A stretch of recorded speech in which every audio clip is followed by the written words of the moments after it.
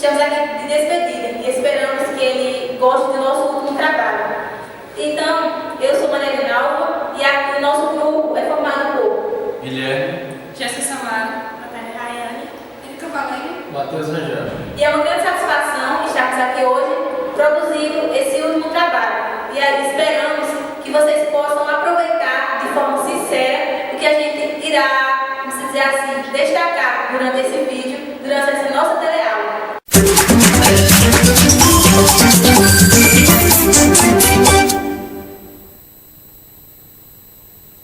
Atenção! Começa agora uma teleaula de História do Ensino Médio. Você vai assistir a teleaula de número 37. Bons estudos! A nossa teleaula de hoje será sobre história. Iremos destacar a ditadura militar no Brasil, ou o golpe militar de 1964. Esse período durou de 1964 a 1985, ou seja, dizer assim, aproximadamente uns 20 anos. Antes de, dizer assim, chegar e dizer isso é a ditadura militar, isso foi o que aconteceu na ditadura militar. E antes de dizer quem foram os regentes desse período, eu irei dar uma pequena introdução falando dos antecedentes que fizeram com que surgisse esse período. Bem, os antecedentes do golpe militar de 1964. Irei falar um pouco, primeiramente, sobre o governo João Goulart, ou, basicamente, Jango, como ele era chamado, pelos seus, vamos dizer assim, conhecidos, de determinada forma. Bem, João Goulart entrou no poder em 7 de setembro de 1961, quando o então presidente, que era Jânio Quadros, saiu do poder. Ele passou apenas 7 meses, vamos dizer assim, regendo o nosso país. Então, quando ele foi eleito presidente, como ele era vice, ele estava viajando na China, no território da China, que era um território comunista. Com isso, os militares da época não se agradaram, não ficaram satisfeitos por ele estar, vamos dizer assim, na frente do nosso país. E tiveram várias turbulências durante esse período.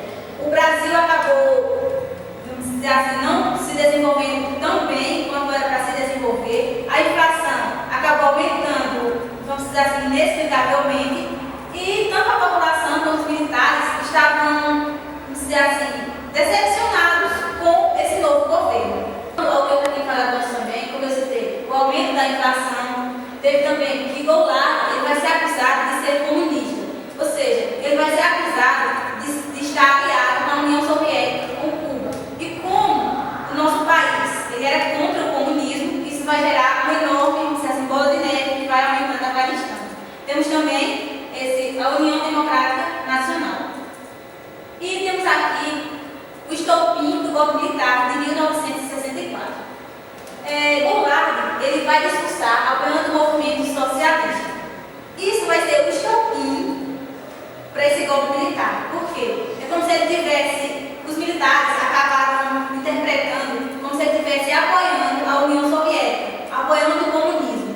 E outro fator importante também, que ele foi considerado um traidor, como ele era, de certa forma, como eles pensavam que ele era aliado ao comunismo, e o Brasil era contra isso. E ele também acabou libertando, acabou dando anistia a alguns militares que estavam lutando por melhores condições de trabalho. E com isso, a junta militar, os militares, ficaram revoltados e começaram a ir em busca do seu mandato para retirá-lo da presidência. Pouco tempo depois, ele estava no Rio de Janeiro e recebeu a notícia de que ele não estava mais na presidência do nosso país. Após a deposição de João Goulart, ou seja, quando ele saiu do poder, tivemos a entrada do então presidente da Câmara dos Deputados, Ranieri Mazzilli, que ele assumiu o poder provisoriamente, só que o poder estava verdadeiramente nas mãos dos militares. Então, ele queria entregar a uma junta militar, porque ele não queria ficar com o poder nas suas mãos. Bem, aqui a gente tem uma imagem de Mazzilli. Aqui também temos a representação da imagem do governo militar de 1964. Ou seja, podemos ver nas ruas de determinadas cidades, como São Paulo, Rio de Janeiro, esses tanques militares. Ou seja, a repressão, como era violento nessa época. E vou falar um pouco também sobre o ato institucional número 1, que também pode ser chamado de AI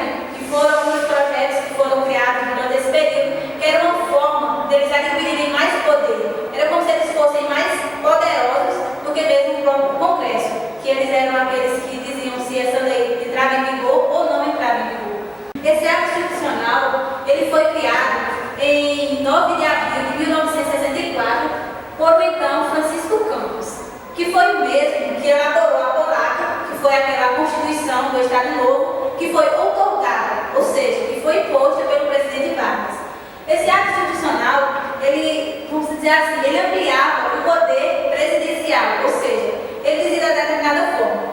Ele colocava um projeto, se durante 30 dias esse projeto ele não fosse acatado pelo Congresso Nacional, ele se transformaria em lei. Temos também o colégio eleitoral. O que seria o colégio eleitoral? Ou seja, a votação para presidente e vice-presidente seria feita por aquelas pessoas que participavam do Congresso Legislativo. Não era uma eleição direta, mas era uma forma indireta, como foi desde o governo Vargas. Temos também, ou seja, como eu já falei, o Congresso Nacional, a pressão militar. As pessoas elas eram colocadas em repressão, elas eram, vamos dizer assim, era tirado o seu direito de opinião. As pessoas não podiam expressar o que elas sentiam, não podiam lutar pelos seus direitos. Como a gente viu mesmo, que eu falei há pouco tempo atrás, sobre os militares que estavam em busca de melhores condições de trabalho e acabaram sendo presos e também foram libertados pelo jogo lá. Ou seja, as pessoas elas não podiam ir em busca de melhores condições de vida, de melhores condições de trabalho. Durante esse período, a gente vai ter, vamos dizer assim, grandes turbulências. E logo após a criação desse ato institucional, vamos ter, vamos dizer assim, o Congresso ele foi colocado sob pressão para eleger o então Marechal Humberto de Alencar Castelo Branco como presidente do nosso país. E dessa forma vai dar início ao golpe militar de 1964, que vai ser um período onde as pessoas vão viver sob pressão, sob o medo, sob vamos dizer assim, um mundo de escuridão, onde elas fechavam os olhos, calavam a boca, elas não podiam falar, elas não podiam, se elas vissem algo, elas não podiam se expressar. E além de Castelo Branco, vamos ter mais 4, vamos dizer assim, governantes, que vai ser Costa e Silva, Médici, Geisel e Figueiredo. E alguns deles vão ser considerados linhas duras, porque eles vão ser tão repressivos, eles vão ser tão violentos, eles vão tirar tanta a opinião das pessoas, a liberdade de expressão, que é uma coisa inexplicável, uma coisa fora da realidade. As pessoas não vão ser consideradas seres humanos. Aqui nós temos a imagem dos governantes dessa época, que foi Castelo Branco, Costa e Silva, Médici, Geisel e Figueiredo. Aqui nós também vamos ter uma linha do tempo, onde está representando desde o princípio até o final desse período. Temos aqui golpe militar 1964. Foi quando o Castelo Branco entrou no poder. E esse ano também, em 1964, foi criado o AI1, que foi o ato institucional, que além dele vai ter mais 4 atos institucionais e mais outros que também vão ser criados. Em 1966, vai ser lançado também o AI2 e o AI3. Também temos representados nessa linha do tempo o Costa e Silva, que entrou no poder em 1967. E em 1968 vai ser lançado o AI5, ou seja, o ato institucional número 5, que vai ser o mais severo, aquele que vai tirar, vamos dizer assim, os direitos de você colocar uma música, de publicar uma música. Os artistas dessa época, as suas músicas, as suas obras, elas tinham que passar por um determinado, vamos dizer assim, por uma determinada análise. A televisão também, o jornal, alguns vão ser ocupados por militares. E também temos essa junta militar, que vai ser em 1969. Em 1970 vai ser o governo Médici. Aqui, em 1974, vai começar o governo de Geisel, onde vai se ter o início da abertura, que mais um pouco à frente vamos dar uma especificada sobre o que é isso. Também vamos ter o governo de Figueiredo, que vai se dar início em 1978. Aí temos também aqui esse pequeno trecho que representa as diretas já, que foi um movimento muito importante nessa época, onde líderes do governo começaram a lutar pelo voto direto, ou seja, para a população votar para presidente, e não eles serem eleitos por um congresso, ou como acontecia no governo Vargas, por uma assembleia. Então, essas diretas já, elas não deram início exatamente em 1984, mas elas começaram a dar início já em 1983. Aí temos aqui 1985, eleições indiretas. Essas eleições indiretas, elas vêm desde os governos Vargas, onde a população não podia escolher quem votar, não podia expressar suas opiniões. E isso durou até um certo tempo. E só viemos a ter eleições diretas, ou seja, as pessoas têm o direito de votar, expressando o que elas achavam, escolhendo quem elas queriam para governar, para representá-las lá na frente, representar o nosso país. Só ocorreu quando foi para, dizer assim, para eleger o Fernando Collor. Aí, a partir daí foi que aconteceu a primeira eleição indireta. Aqui temos uma imagem onde, como eu já falei, as pessoas elas viam o que acontecia, viam as repressões, as torturas, os exílios, as censuras. Só que elas não podiam fazer nada. Daí, essa imagem com a mão na boca. As pessoas não poderiam falar, elas não podiam dizer o que achavam. Falar um pouco sobre o governo Castelo Branco, que foi de 1964 a 1967. E Castelo Branco ele foi o primeiro presidente da época da ditadura. Bom, ele foi elegido pelo Congresso Nacional, quando o Congresso Nacional foi reunido, e sob pressão militar colocaram ele na presidência. Bom, formou-se um grupo chamado Castelistas. Quem eram esses castelistas? Era um grupo liderado por Castelo Branco, onde eles usavam a força apenas quando era necessário. E eles mantinham, assim, o mínimo de mudanças no sistema democrático brasileiro. A linha dura era o partido de oposição aos castelistas. O que a linha dura visava? Eles queriam colocar autoridade sobre a sociedade e era mais, como eu digo, privada assim, do que os castelistas. Eles queriam mesmo não deixar o povo ter poder. No governo de Castelo Branco foram muitos sindicatos fechados. Teve também invasão na UNE, Unidade Nacional de Estudantes. Mais de 300 pessoas foram presas e muitas pessoas tiveram os braços caçados. Três que se destacaram foram os presidentes: Juscelino Kubitschek, Jânio Quadros e João Goulart. Também teve Miguel Arraes e Luiz Carlos Prestes, que eram da oposição e que se opunham às leis castelistas. Bom, aqui vocês veem a imagem da UNE, a União Nacional dos Estudantes. As relações diplomáticas com Cuba foram rompidas, colocando a extinção da lei da remessa de lucros, ou seja, o Brasil não compartilhava mais dinheiro com Cuba, trazendo dinheiro das multinacionais do Brasil todo para ele. O programa de ação econômica do governo, da época. Bom, esse programa ele visava combater a inflação e foi convocado para liderar esse programa o ministro do Planejamento, Roberto Campos, e Otávio Gouveia de Bulhões, que era o ministro da Fazenda. Eles eram civis, mas embora eles sejam civis, eles compactuavam com as teses militares e também eles frequentavam com desenvoltura a Escola Superior de Guerra, a ESG. Esse combate à inflação, para combater essa inflação, eles baixaram o salário dos trabalhadores e já que a inflação estava lá em cima, os trabalhadores com o salário lá embaixo nem conseguiam comprar suas coisas para se manter.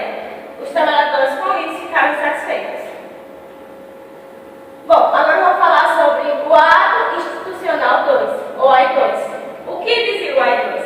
Bom, ele conferia mais poder ao presidente para caçar mandatos e direitos políticos e extinguia a todos os partidos que existiam antes, apenas dois. Quais eram? O Arena, que era a favor do exército, e o MDB, a oposição. Essa oposição tinha um certo limite, não podia passar não podia ter assim, caso extremo, se eu for ao extremo, de fazer protestos, essas coisas todas. Tinha um limite. A Lei de Segurança Nacional. Essa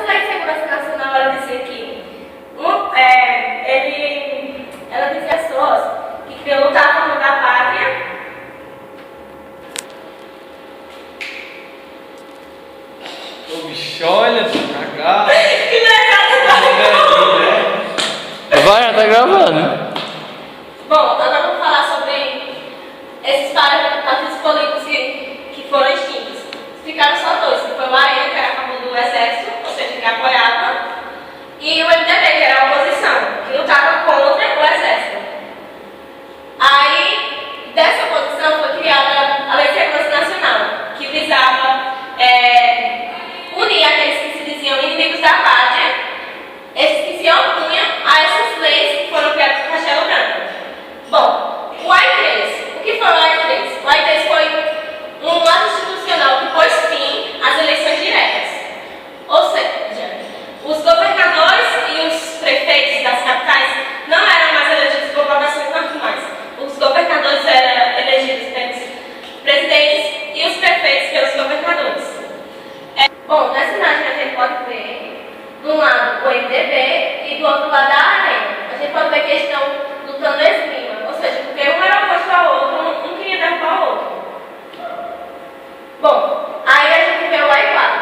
O AI-4, ele dizia que o governador adquiriu o poder de criar uma nova Constituição, que foi a Constituição de 1967, onde ela propôs o aumento de poder executivo e judiciário, limitando a economia dos estados. Bom, gente, eu vou falar um pouco sobre Arthur da Costa Silva, o fechamento. Ele foi o segundo presidente durante a ditadura militar. O seu governo foi de 1967 a 1969. Bom, vou falar uma coisa que aconteceu no seu governo, que se destacou. Bom, no seu governo houve muita repressão política, houve também bastante manifestações de estudantes que saíram nas ruas, houve também greves de operários contra o salário baixo, padres também da oposição, que eles discutiram sobre a fome, discursaram, e também sobre a grande agressão da política naquela época, da segurança daquela época, que eles compreendiam assim, eles atacavam bastante as pessoas, eram muito rígidos. Bom, eu vou falar também um pouco sobre o fechamento do Congresso, o AI-5 e a luta armada. Congresso, como foi que ocorreu isso? Após a morte do estudante, o deputado Márcio Moreira Alves, do PMDB, ele fez um discurso contra o governo naquela época, de quem estava liderando. Sim, os militares não gostaram e fizeram com que ele fizesse um processo contra ele, mas o processo foi negado. Aí, com o passar do tempo, os militares fizeram com que o Congresso fosse fechado. O AI-5, uma instituição criada por Costa Silva, o presidente, naquela época. Bom, através dessa instituição, ele tinha o pleno direito de fazer o que quisesse. Por exemplo, a cassação de mandatos. Ele podia prender milhares de pessoas sem a intervenção de ninguém, que ninguém interferisse na sua ordem. Também a suspensão dos direitos políticos e também a prisão de Carlos Lacerda, Juscelino e o Marechal Lofty. Bom, aqui é o exemplo da manifestação de 100 mil. Bom, também ele tinha a autoridade de, assim, a censura, ter a censura. Como o que é isso? Em meios de comunicações, jornais, revistas, ele pedia que eles expôssem os seus conteúdos, não deixando expor músicas, comentários que afetassem a integridade do governo naquela época. Bom, aqui é um exemplo da censura dos jornais, que pequenas palavras que eles achavam que lhe ofendia, eles tiravam, não deixavam expor. Uma manifestação contra a censura, e que ele dizia que queria cultura, queria expor sua opinião. Também uma imagem que diz que a censura naquele tempo foi muito grande. Até na música, eles não deixavam os compositores expor sua música completa. Bom, os artistas que foram mais perseguidos naquela época durante a ditadura militar, foi Geraldo de Padre, Bom, Chico Buarque, a imagem dele, Geraldo Vandré, Elis Regina, que também, esses três, eles foram até caçados pela repressão daquela época, eles não podiam expor suas letras de músicas. Essa música de Chico Buarque, A Tom de Amor, que foi feita na época da ditadura, e essa, inclusive, foi censurada, por falar já do que acontecia nessa época. Bom, vou falar o significado dela. Isso. Bom, aqui na primeira estrofe a gente vê: acorda, amor, eu tive um pesadelo agora, sonhei que tinha gente lá fora, batendo no portão, que aflição. Era dura, no muito escura criatura, minha nossa, santa criatura. Bom, nessa parte que eu li, a gente vê falando aqui já disso. Bom, as pessoas nessa época já iam dormir com aquela coisa, pensando: se a polícia vir invadir minha casa e me prender. Aí aqui ela acordou e estava desacreditada. Não, é um pesadelo, porque toda noite eu passo por esse mesmo aperreio e esse pesadelo e tudo. Mas quando ele dá fé, ele diz: era a dura, uma música do criatura. Então ele aqui já tinha percebido. Aí vem a parte mais impressionante da música, que é essa parte aqui: chame, chame, chame lá. Chame o ladrão, chame o ladrão. Quando essa parte deixa claro que, já que a polícia está prendendo pessoas inocentes porque elas estão reclamando dos direitos dela, ele vai chamar quem? O ladrão.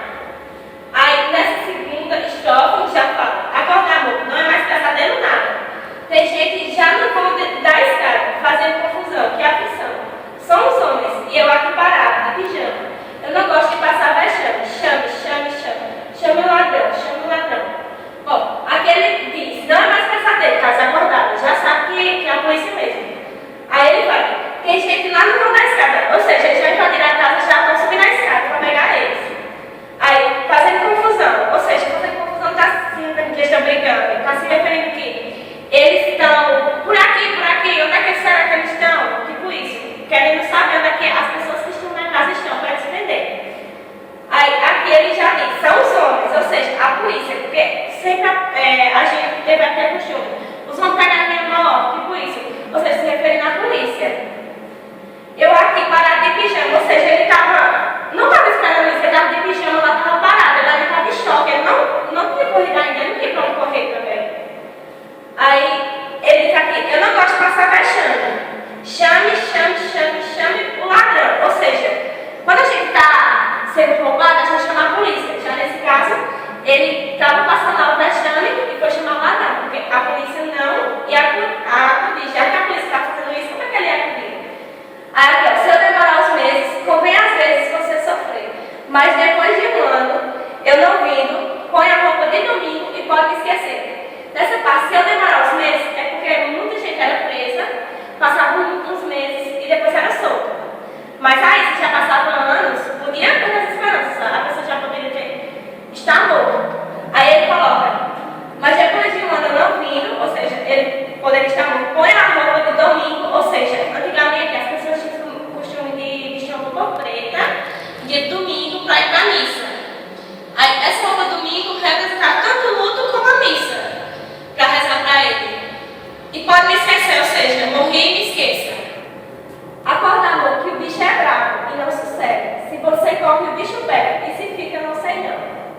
Nessa parte, o bicho é bravo e não sossega, ou seja, a polícia não parava. Ela não, tipo, não, hoje vamos dar folga e não vamos prender ninguém. Ela todo dia tem que estar lá, de pé, prendendo gente.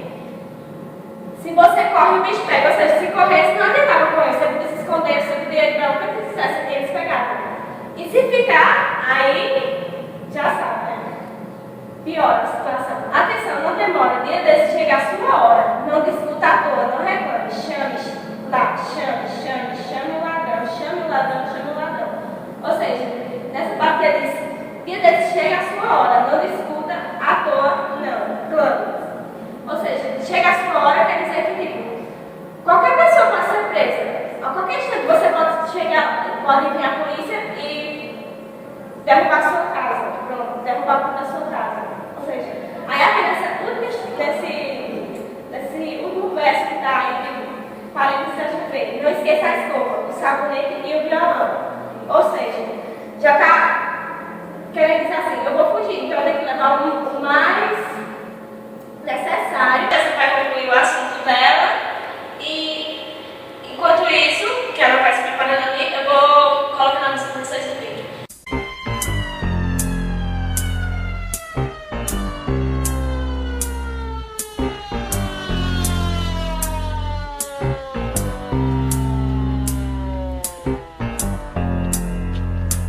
Acorda, amor, eu tive um pesadelo agora. Sonhei que tinha gente lá fora, batendo no portão.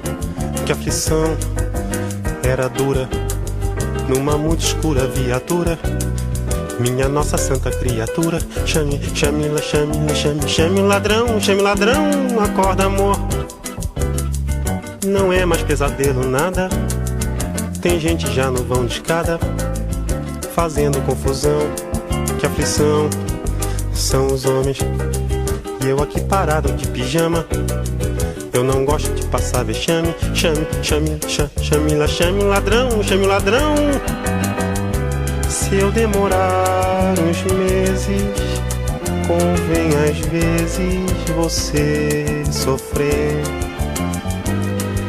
Mas depois de um ano eu não vindo, põe a roupa de domingo e pode me esquecer. Acorda, amor, que o bicho é brabo e não sossega. Se você corre o bicho pega, se fica não sei não. Atenção, não demora, dia desse chega a sua hora. Não discuta à toa, não reclame, clame, chame-la, clame-la, chame, chame o ladrão, chame o ladrão, chame o ladrão.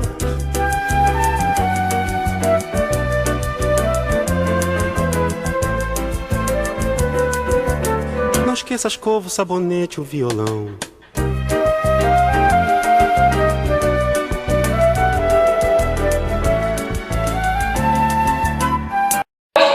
Ele teve que sair da presidência por causa de uma doença que ele estava muito grave. Aí o Brasil ele ficou comandado pela junta militar, que era o exército, a marinha e a aeronáutica. Essa junta militar ela ficou comandando o Brasil durante 31 de agosto a 22 de outubro de 1969, durante 2 meses. Sim, a junta militar, não querendo que Costa e Silva entrasse para a presidência novamente, eles reivindicaram Emiliano Garrastazu Médici para a Arena. A Arena, ela concebeu a indicação e Emiliano, ele foi o presidente, entrou para a presidência. Com isso, houve a reabertura do Congresso, dia 22 de outubro. Bom, agora a gente vai falar um pouco sobre o outro presidente que comandou o Brasil. Estou aqui para falar de Médici. A máquina de repreensão e tortura foi o terceiro presidente da ditadura de 1969 até 1974. Anos de chumbo. Ficou conhecido como anos de chumbo pela questão ditatorial, que ninguém tinha direito à voz ativa, de falar. Só era o que eles decidiam e pronto. Esses mãos de ferro foi dado pelo fato do autorismo. Eles foram muito exagerados em cima da imprensa. Eu acho que usa muitos slogans, como esse ame, poder, e ninguém segura este país, onde ele mostrava, de certa forma, o seu otimismo, para com a melhoria do que ele falava, que eu vou falar dele. Usou também slogans, ame, poder, que esse aqui, também de usar slogans, como ame ou deixe. Usando também esse slogan, quando podemos dizer que esse slogan deixava claro que ele queria que quem não gostasse do seu governo deixasse o país, mas não de forma espontânea, mas de forma obrigatória. Durante seu governo houve um grande aumento em termos de tortura e perseguição. E esse aqui, que é outro slogan que ele postou, que é ninguém segura este país, onde ele mostrava, de certa forma, o seu otimismo para com a melhoria que o próprio faria. Essa aí é a questão do ame ou deixe, eu expliquei alguma imagem aí. Pronto. Esse daí é o tipo de perseguições e tortura que eu citei, que foi o de pau de arara, choque elétrico, o afogamento, geladeira, cadeia do dragão, soro da verdade e espancamento.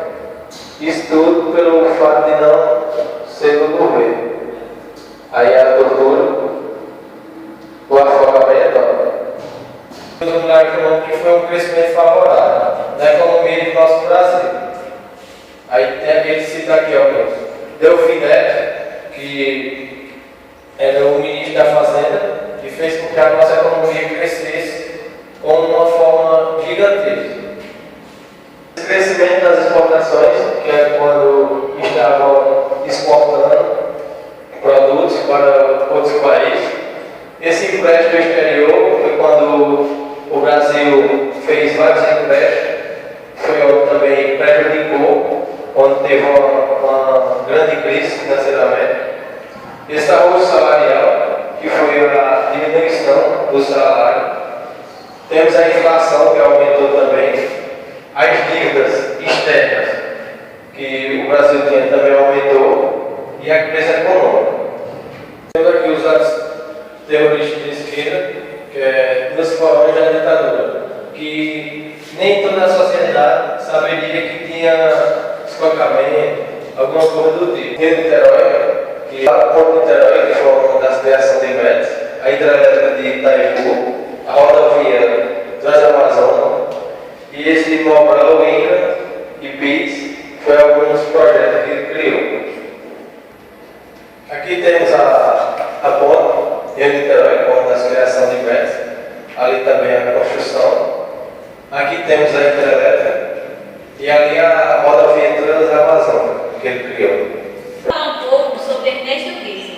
Ernesto Geisel, ele entrou no poder em 1974. Ele foi indicado pelo alto comando militar e também ele foi, vamos dizer assim, aceito pelo Arena. Durante seu governo, ele defendia a seguinte frase. Ele dizia que iria promover o nosso país, iria desenvolvê-lo através de um processo gradual, lento e seguro. Ele dizia assim, que iria trazer de volta a nossa democracia, ou seja, ele iria fazer com que toda a população, que toda a sociedade, trabalhadores, tivessem, vamos dizer assim, uma certa liberdade de expressão. Ele também diminuiu a censura. Como a gente viu no governo de Médici, no governo de Castelo Branco e também de Costa e Silva, que foi o mais severo com a criação do AI-5, ele acabou diminuindo a censura. Ou seja, aquelas músicas que eram tão censuradas, que eram deixadas de lado, que eram vetadas, muitas vezes elas eram expostas para a sociedade. E também temos aqui a garantia de eleições livres para senador, deputado e vereador. Isso foi uma promessa que ele fez. Ele disse, nesse mesmo ano que ele se candidatou, que ele foi eleito presidente, escolhido, indicado, ele falou, fez a promessa de que as eleições para vereador, senador e deputado iriam ser livres, ou seja, iriam ser eleições diretas. Aí temos aqui o tópico MDB. Esse MDB é um partido que ele era oposto ao governo militar. Ele era a oposição. Ele acabou se sobressaindo nas eleições que ocorreram nesse mesmo ano. Tivemos também o MDB, que era um partido que ele era oposto à ditadura militar. E ele acabou se sobressaindo nas eleições que ocorreram em 1974. Ele acabou vencendo sobre o Arena, que era um partido que ele era, vamos dizer assim, ele era a favor da ditadura militar. E temos também aqui o caso Herzog. Esse caso foi um jornalista que foi morto, que foi assassinado, porque o exército ele não o respeitava, porque ele defendia que ele queria a democracia de volta. E com isso, o exército, não aceitando a sua opinião, acabou o assassinando. Aí temos esse tema aqui, Lei Falcão, senadores biônicos. O que seriam esses senadores biônicos? Seriam senadores que eles eram eleitos a partir, vamos dizer assim, de um grupo que se encontrava ali como se fosse um congresso, de determinada forma, e não pelo voto direto, que era o que as pessoas estavam lutando. Temos a elaboração do PND, que foi um projeto onde Geisel ele queria que o nosso país se desenvolvesse industrialmente, trazer as indústrias de base para o nosso país. Temos também aqui revoga o AI-5 e os demais atos institucionais, ou seja, ele vai acabar com os atos institucionais, que já vai ser uma forma de esperança para a população, de esperança para a sociedade. Como esse AI-5 era tão severo, ele aumentou tanto a censura, e também esses outros atos institucionais, ele vai acabar, vai extinguir. Temos o pacote de abril, liderado por Luiz Inácio Lula da Silva, e também temos a disputa eleitoral. Essa disputa eleitoral vai ser umas eleições que vão ocorrer, e vai ser uma disputa entre vamos dizer assim, os governantes do Arena e do MDB. Bom, agora vou dar continuidade ao assunto falando sobre o último presidente da ditadura, João Batista Figueiredo. Quando João Batista Figueiredo assumiu o poder em 1979, as críticas contra o autoritarismo da ditadura já estavam grandes por parte de grandes empresários, grandes interesses, universidades e a imprensa. Com isso, ele foi obrigado a restabelecer uma abertura política e uma democracia no país. Por causa, o que seria essa abertura política? Ele teria que minimizar o autoritarismo. Com essa abertura política, começa a ocorrer grandes greves de operários, por causa dos salários achatados e do autoritarismo. Uma das greves mais conhecidas do ano de 1979 foi a greve liderada por Luiz Inácio Lula da Silva, que na época era presidente do Sindicato Metalúrgico do ABC, do Santo André, do ABC. Aí o governo ele teve grandes pontos positivos, como a anistia e o bipartidarismo. A anistia, o que seria a anistia? A anistia seria o perdão das pessoas que haviam sido ido contra a ditadura militar. Mas essa anistia não foi totalmente irrestrita. Por quê? Porque os militares que haviam sido contra a ditadura, eles não foram perdoados, não puderam voltar para o exército. E o fim do bipartidarismo, pois como já foi citado, nessa época só poderia haver dois partidos, o Arena e o MDB.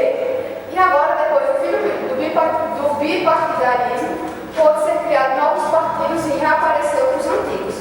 Como assim foram criados o PDS no lugar do Arena, o PMDB no lugar do MDB, o PT, que é o Partido dos Trabalhadores, o PDT, que é o Partido Democrático Trabalhista, e o PP, o Partido Popular.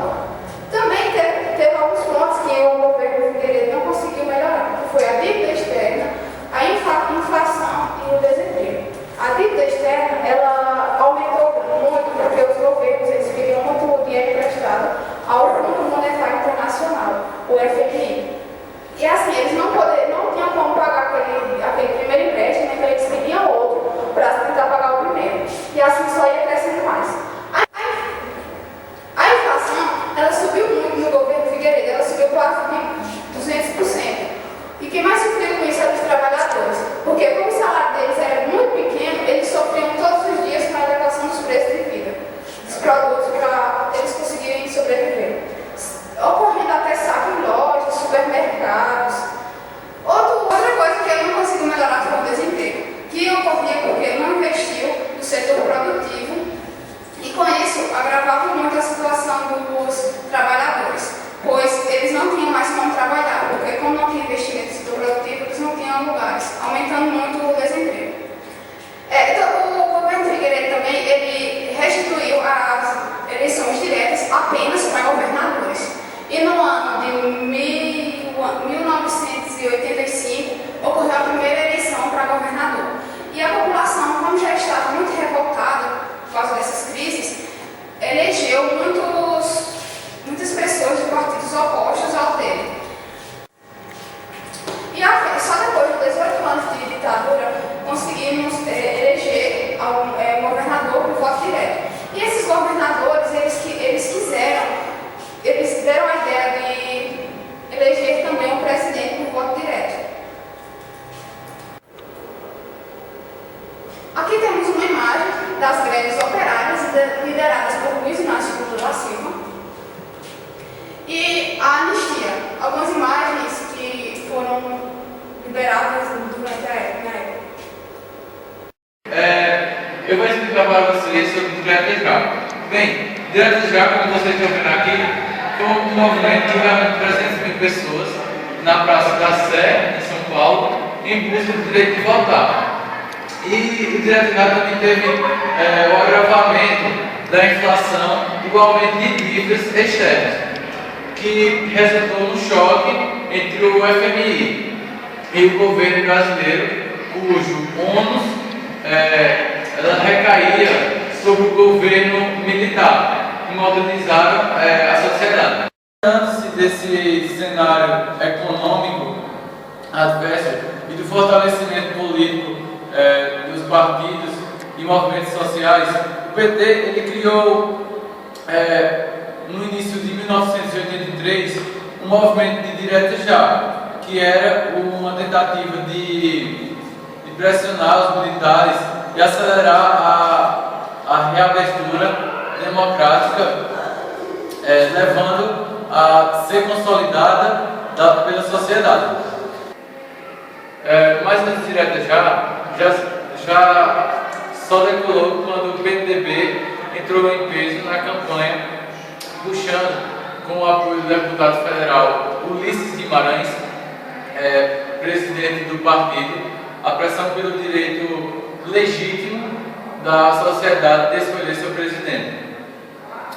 O movimento teve força para unir todos os setores da oposição, mobilizando uma multidão rara em manifestações públicas brasileiras.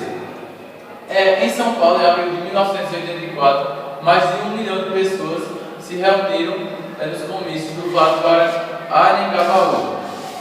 A campanha do Direto Já enfrentava um obstáculo. Era preciso mudar a Constituição e, para isso, o PMDB ele precisava de mais membros a seu favor. O deputado Dante de Oliveira criou então uma emenda constitucional para as eleições diretas, que foi bloqueada em 25 de abril de 1984. Bem, essa decisão deixou a população frustrada, mas a abertura continuaria no colégio eleitoral para fazer frente a Paulo Maluf, do PDS. Formou-se uma aliança entre Tancredo Neves e José Sarney. O segundo não tinha um apoio total, pois pertencerá ao UDN, e a Arena, como me explicaram anteriormente. Em 15 de janeiro de 1985, o colégio eleitoral elegeu Tancredo por 480 votos contra 180 votos. Aqui vocês estão vendo imagens de comícios que ocorreram naquela época, e aqui tem Lula ele discursando no comício. Aqui mais comícios.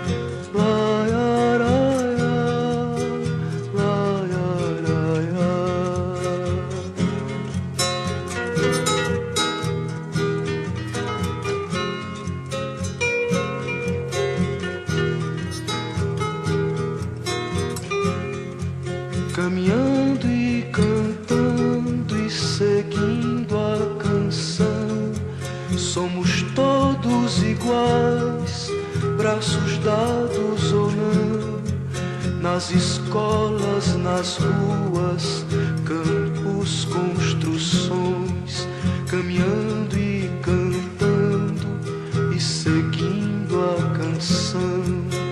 Vem, vamos embora, que esperar não é saber. Quem sabe faz a hora, não espera acontecer.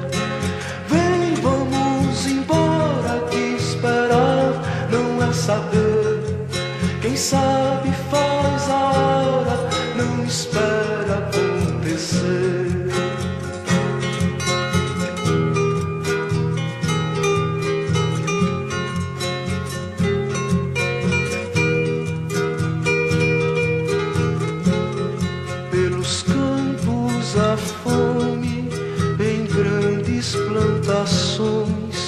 pelas ruas marchando, indecisos cordões ainda fazem da flor seu mais forte refrão e acreditam nas flores vencendo o canhão. Vem, vamos embora, esperar não é saber, quem sabe faz a hora, não espera acontecer. Vem, vamos embora, que esperar não é saber, quem sabe faz a hora, não espera acontecer.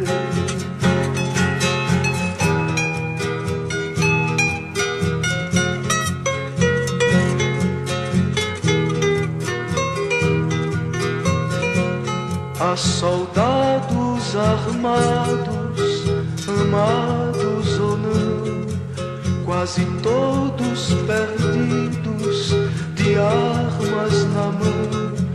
Nos quartéis lhes ensinam uma antiga lição de morrer pela pátria e viver sem razão. Vem, vamos embora, que esperar não é saber, quem sabe